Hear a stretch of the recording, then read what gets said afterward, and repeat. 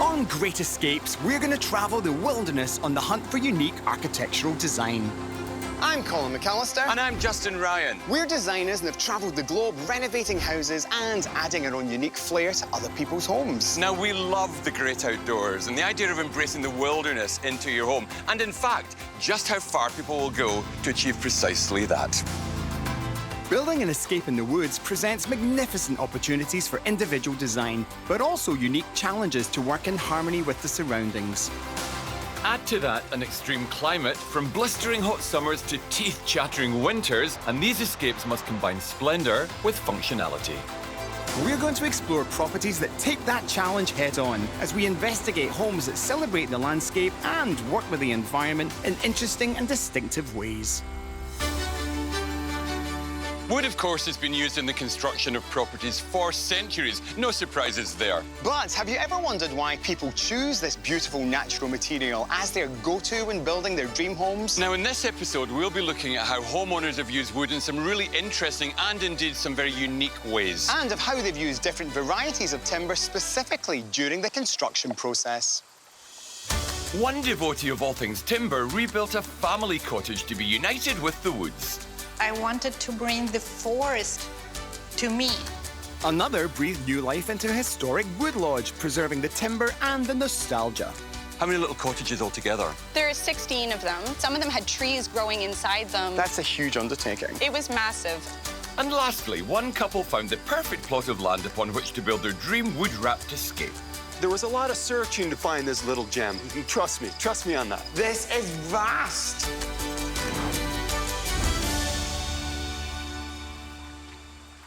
For many, family holidays consist of spending way too much time in airports and airplanes. Which doesn't sound very relaxing to me, which is why, in fact, our next homeowner removed from her life all the stresses associated with travel. And decided to immerse herself and her family entirely in nature, surrounded by stunning forest and using wood in the construction and interior of her lakeside home. Which takes forest bathing to a whole new level. Forest bathing, or Shinrin-yoku, is the Japanese practice of simply being in nature.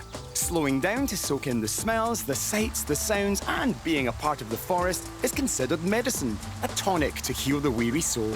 And that's just what Lynn and her family were looking for, a family cabin nestled in nature where they could escape to be together. So Lynn and her husband found a perfect plot of woodland and designed a low-maintenance space that kept family and the forest at the forefront. The cabin is clad in locally milled pine, which was chosen to blend into the forest in which it sits.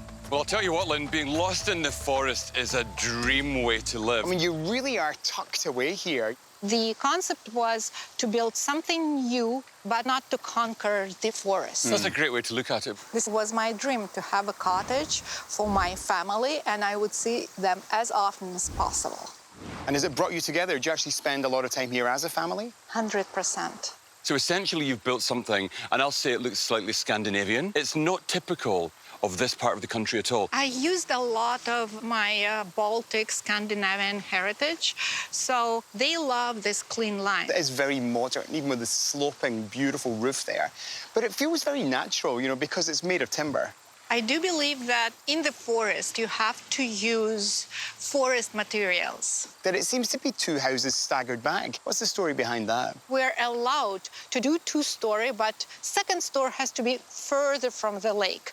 In the end, I think it worked better with the overall vision of the house because this actually made it softer and more natural. I love the fact that you've got a covered kind of like outside area over there, this incredible outdoor space and an incredible shape as well.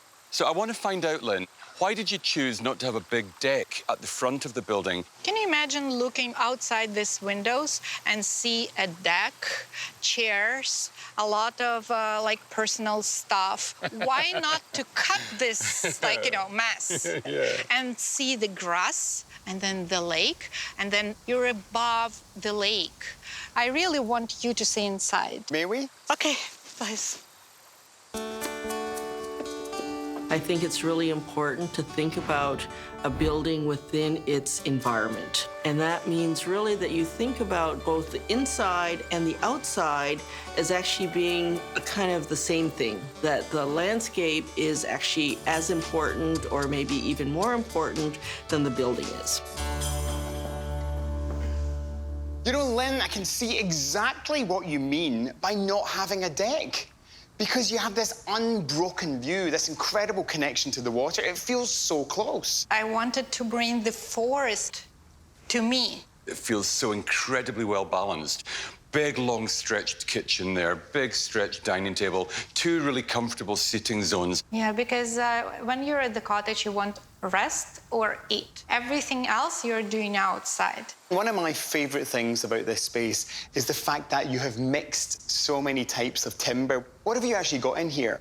Pine on ceiling, and then a local mill created those columns from the whole cedar trees, and veneer is maple. Good veneer now is assembled in such a way that Amazing it's a really quality. thin film of real wood assembled over a less expensive wood. Yeah. So economically, it makes sense. It Yeah, works it's a great really well. mix, isn't it? You know, like pine, cedar, and maple. Just a really nice mix. It's forest. So it seems that functionality is really important to you. You know, you walk in here, and it is very clean and very pared back, and you don't have a lot of accessories. You don't seem to like clutter at all. I had this idea to make space as simple as possible and utilize everything. So I actually pushed the refrigerator underneath the That's staircase, and it's not overpowering the living room. The precision of the veneer of the kitchen doors is so well executed. I imagine that's been cut from one long piece. Yes, a huge log. Just yeah. sliced it, Yeah. like wafer thin. Yeah, yeah.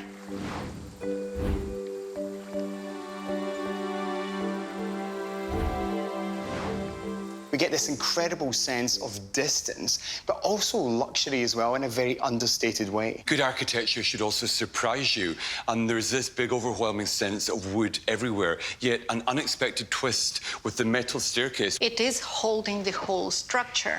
So it's placed on a piece of rock.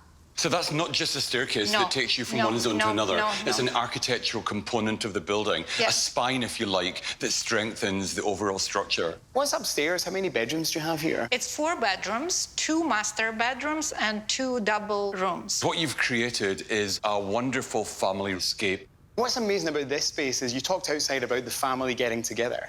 You could see how you could easily bring in, I don't know, 25 people into this space. It must be amazing when everyone's here and there's that buzz. It's not only amazing, but it's actually my dream come true. So the big question, Lynn, what do you dream for when your dream comes true? For my family to be happy. It's the most important part. So Lynn is a real creative, but she was battling the best creative of them all, Mother Nature, who has done this incredible topography, that wonderful forest and that wonderful water and sky. Yet she's really respected all of that. She's wrapped her home in natural wood, and she's created an environment within which a wonderful family life can take place. Yeah, I think the message is don't compete with nature, embrace her.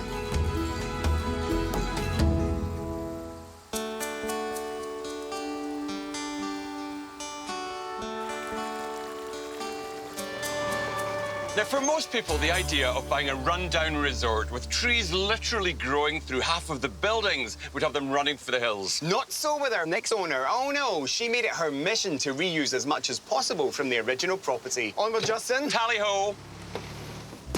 When Fiona McKean got word that the historic wood lodge of her childhood memories was up for auction, she and her husband put in a bid, a knee-jerk decision based entirely on nostalgia. They signed on for a massive renovation to preserve the past, but also propel the hotel into the future. Nowadays, the lodge is restored and renewed with gleaming wood floors and weathered warm timbers that make a welcome escape for anyone dreaming of a rural getaway. This property gives a clear nod to French Creole architecture, which typically featured timber frames, generous galleries, and broad rooflines supported with light decorative wooden beams. Hello, it's so great to meet you. Thanks so much for coming to the Appinicon. Thanks for having us, Fiona. Now, you've got a big kind of connection to this place, going back to when you were a teeny little girl. Can you give us a bit of background? Yes, so I had a cottage close by, and in my memory, it's very sort of tunnel vision. I went straight to the ice cream shop, mint green walls, you know, waffle cone smell, the whole 9 yards, and I had no concept that there was this beautiful main lodge, the rolling grounds. So how long has there actually been a building on this site for? Well, it goes back to the 1870s. So this middle part here was the original house. And then at the turn of the century, it was sold to a Welshman, and he's the one that put the wings onto the facade of the main building. So if you look at the pictures from that time, it looks remarkably like it does today. I see lots of different cabins. How many little cottages altogether? There are 16 of them. 16? And, you know, when I first got the place, some of them had trees growing inside them. It had been closed for several years. Right, so if this was in terrible condition, that's a huge undertaking. It was massive. I just love how you're trying to preserve something from the past. So it was really trying to preserve as much as I could, given all the limitations of, you know, what state the building was in and what we needed for building code and everything else. This is a timber structure, isn't it? Yes, it This is. house is made of wood. Balloon frame construction, yeah. Well, let's get in there. Can we have some? Come on in, let me show you.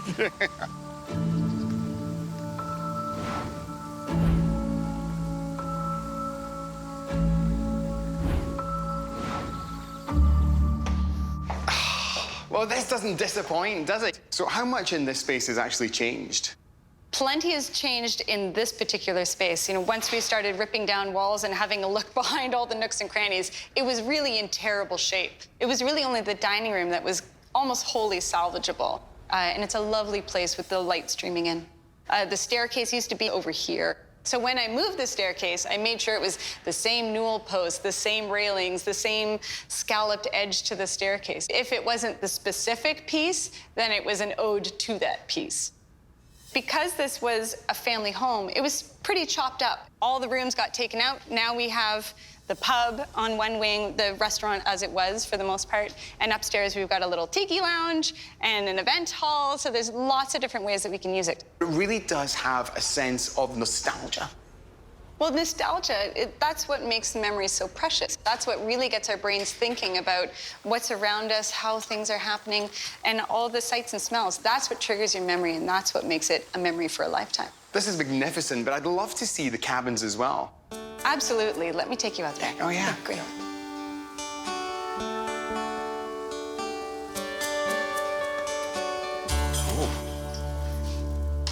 Oh, now, this is glorious contrast, because down in the lodge, it's really big and airy and expansive. In here, it's all about cozy and atmospheric. It's really beautiful. It's just a perfect little timber jewel box, isn't it?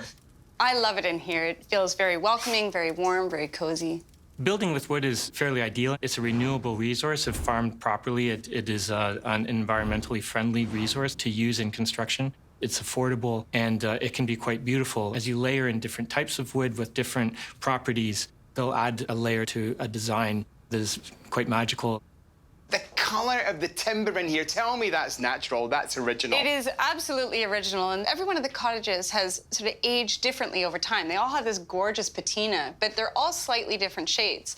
So it was really, each cottage had to have its own furniture, its own drapery, its own things, just to keep it nice and cozy feeling. There's a real skill, Fiona, to plunder the past and make it really work for the modern customer. There's something about the smell of the old wood that is just very grounding. Yeah, and it's I know. not a smell that you can naturally or artificially create. It has to be, and it's part of the history of the place. Yeah, absolutely. And what is it about timber, that is just so evocative? It's the comfort, it's the charm, it's a little oasis. These little cabins are just spectacular because they're so atmospheric. Do you know what I love about this? It's my favourite thing about this room.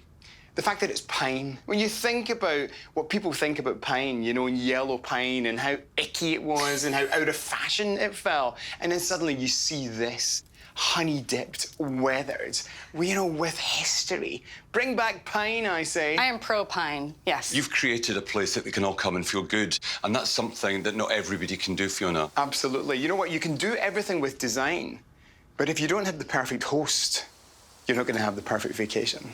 The real intention is to make memories that will last a lifetime, to create an atmosphere where people can relax, where their brains can actually absorb what's around them and really enjoy what they're taking in. I think what you've done, Fiona, is really quite magical. Thank you. I'm really pleased with how it all turned out. So this is why, isn't it? Perfect little pinch-me moments like this at the end of the day, watching the sun go down. It's all about this. Dealing with a heritage home has its own set of problems, but Fiona has managed this beautifully. It doesn't feel like a museum. There's a nice sense of nostalgia, but at the same time, it's not lurking in the past. There's enough of the past to make it feel like a period property, but there's enough of a modern sensibility to make it feel so usable and so workable for the present day. I love the way she's preserved the heritage. She's held on to all the beautiful old timbers in the cabin. She has echoes of the past here, heartbeats from the past, but she's brought them bang into the 21st century. Most people struggle with one project. She's done it to the power of 10.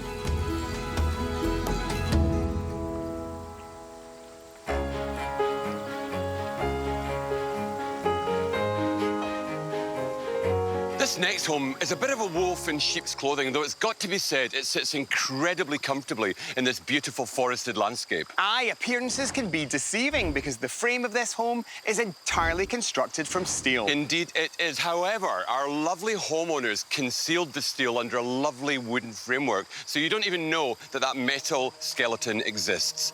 After an exhaustive search, Sean and his wife Charlotte found a perfect spot upon which to build their dream home. With 3 unspoiled acres and 700 feet of waterfront, they loved the lot and wanted to leave the land and its trees as untouched as possible. But building in the middle of a dense thicket required some creative planning and a steel will. Guys! Hi, how are What you? about this place? It's absolutely massive. What is it about people who find these little pockets of perfection in the middle of nowhere? There was a lot of searching to find this little gem. Trust me on that.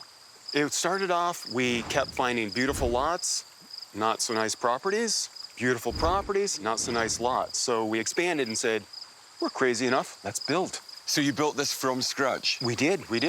This is absolutely breathtaking, and I think the first thing that comes to mind is the colour, because it really does complement the tree stock here. You know, what was the thinking behind that? This is called dark red Meranti. It's from Indonesia, and what we're trying to do is, you know, colors of the trees kind of blending in, because it's a very square structure.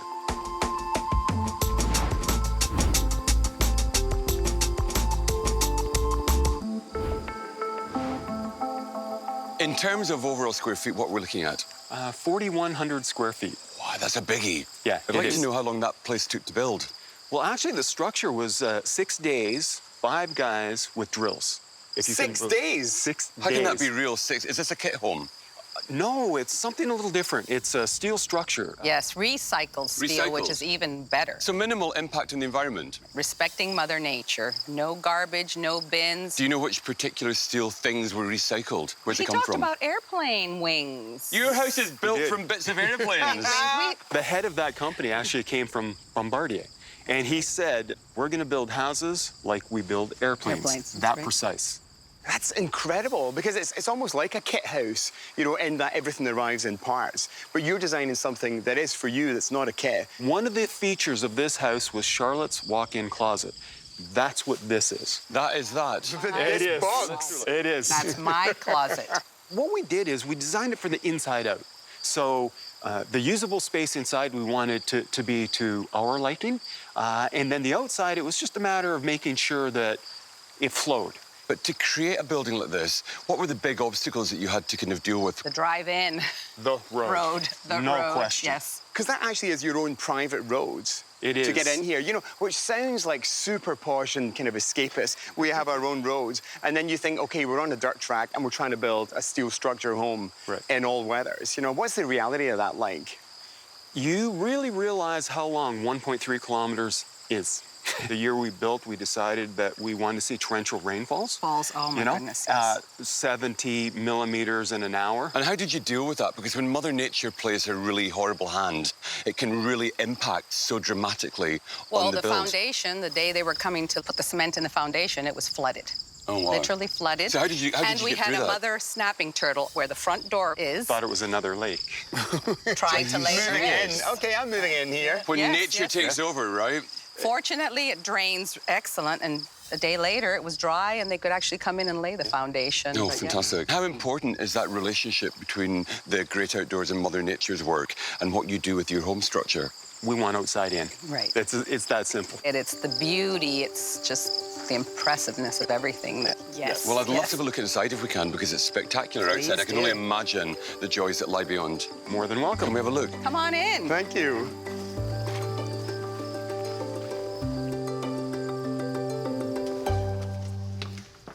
So big on the outside, and I'm glad that you actually haven't boxed it up too much on the inside, because this is vast. So there's no evidence of steel in here either. Oh, actually, there is. Oh, Little there bit. is. the We posts. purposely wanted to see these, and they turned them into a beautiful architectural black. I love that. But everything else is concealed underneath the drywall It is. and the granite and the slate and everything. Yeah. True. There's a really lovely and very tangible connection between the outside and the in. I think what you'd build is a public space of the cottage related to the landscape in some kind of profound, important, significant way.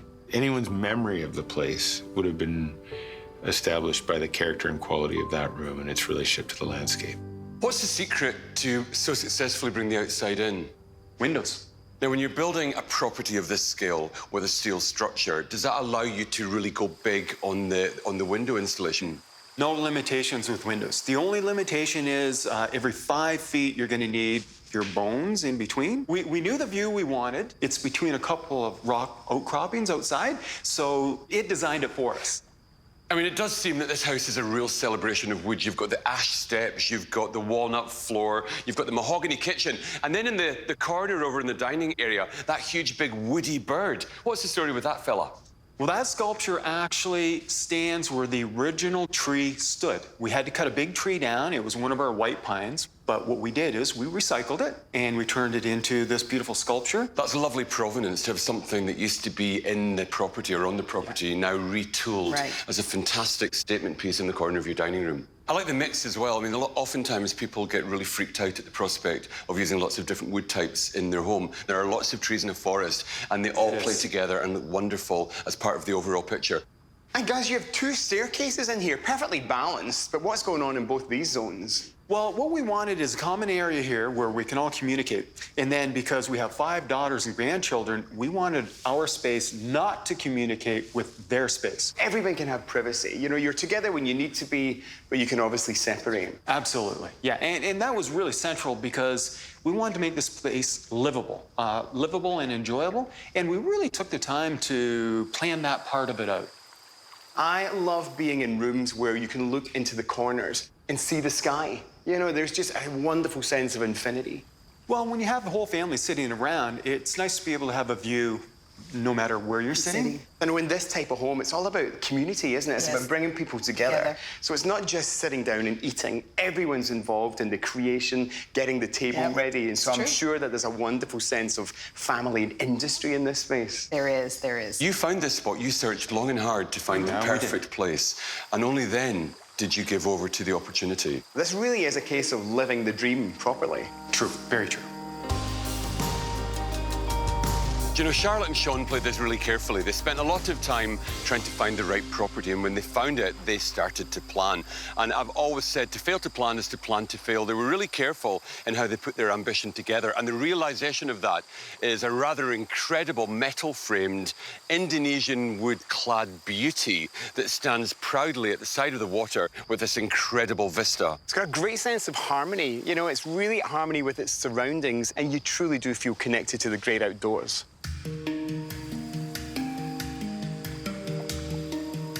3 incredible houses that all share one thing in common, a love of timber in its many forms. It's a simple message, isn't it? If you're looking to connect with nature, if you want to escape the city, then timber is certainly the way to go. Wood is certainly good. Now, house number 1, we visited Lynn in her timber chalet. You know, she had a really simple message, and it was all about family. It was all about bringing people together, you know? Fiona at the Oppinicon, her vision was all about nostalgia. You know, timber really does create an escapist atmosphere in that resort. A beautiful heritage property that has been restored, ready for the 21st century. And finally, Sean and Charlotte's home. So it looked like a wooden house, but in actual fact, underneath that wooden cladding and that exterior lay a steel skeleton. I can't believe that it took just 6 days to construct the frame of that home. 3 very different projects, but at the end of the day, they all share one thing in common. They're all great escapes.